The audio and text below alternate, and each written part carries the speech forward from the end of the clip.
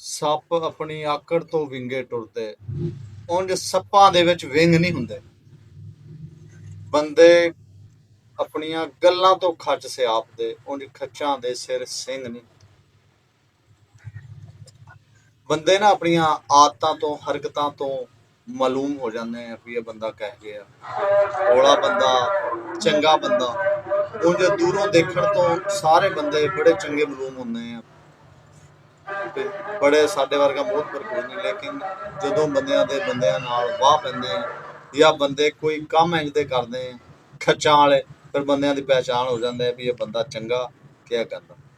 ਠੀਕ ਆ, ਹਰ ਚੀਜ਼ ਦੀ ਆਪਣੀ ਖਸਲਤ ਹੁੰਦੀ ਆ ਔਰ ਆਪਣੀ ਖਸਲਤ ਤੋਂ ਜਾਂਦੀ ਨਹੀਂ ਕਦੇ ਵੀ। ਜੋ ਮਰਜ਼ੀ ਕਰ ਲਓ, ਜਿੱਡੇ ਮਰਜ਼ੀ ਮਾਮਲਾਤ ਹੋ ਜਾਣ, ਜੋ ਮਰਜ਼ੀ ਹੋ ਜਾਵੇ, ਲੇਕਿਨ ਜਿਹੜੀ ਖਸਲਤ ਹੁੰਦੀ ਹੈ ਉਹ ਚੀਜ਼ ਆਪਣੀ ਖਸਲਤ ਤੇ ਰਹਿੰਦੀ, ਬਦਲਦੀ।